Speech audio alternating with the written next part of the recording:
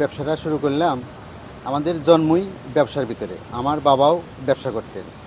একসময় আমি পঞ্চম শ্রেণী পর্যন্ত লেখাপড়া করছি, মানে ক্লাস 5 এ পর্যন্ত লেখাপড়া করে আর লেখাপড়া করি নাই। এরপরেই বাবার ব্যবসার সাথে জড়ে গেলাম, ব্যবসার মধ্যে মন ঢুকে গেল, ব্যবসায় শুরু করে দিলাম লেখাপড়া বাদ দিয়ে।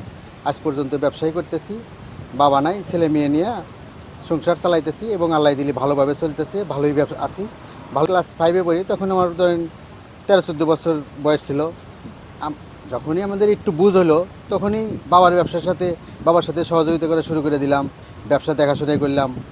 বেশি বয়স লাগে নাই, মানে ছোটোবেলা থেকে যেহেতু বাবার ব্যবসার ভিতরেই আমাদের জন্ম হয়েছে, কাজে আমাদের ব্যবসা শিখতে অত বয়স লাগে নাই। বয়স হওয়ার আগেই আমরা ব্যবসাটা শিখে গেছি এবং ব্যবসাটা হাল ধরে গেছি। প্রথমে তখন তো দেশ এত উন্নত ছিল না, দেশ ছিল অভাব অনটনের ভিতরে। যুগ জমানা অনেক চেঞ্জ হয়ে গেছে। আগে তো এরকম ইনকাম ছিল না, এখন একটু ইনকাম বেশি, ব্যবসা ধীরে ধীরেই একটু ভালো ইনকাম ভালো। এরা ধরেন যে 1999 সাল থেকে মানে একটু ব্যবসা একটু ভালো। 1999 বেড়ে গেল, ব্যবসা শিখে গেলাম, যুগ জমানা চেঞ্জ হয়ে গেল, মানুষ খরচ করা শিখে গেল, মানুষের ইনকাম বেড়ে গেল। এরপরের থেকেই আস্তে আস্তে অনেকটা এগিয়ে আল্লাহ রসুল হালাল করে গেছে।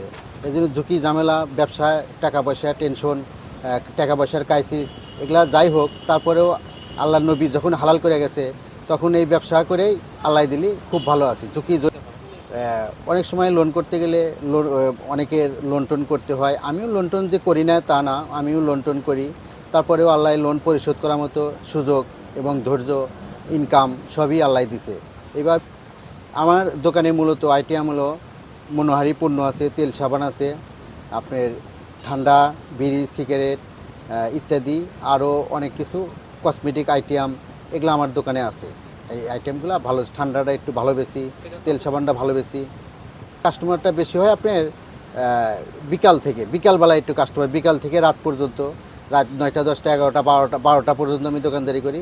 এটা বিকালবেলা একটু কাস্টমার বেশি হয়। বিকাল 2টার থেকে রাত্রি 10টা 11টা 12টা পর্যন্ত বিকালে একটু কাস্টমার বেশি হয়, রাত্রে এবং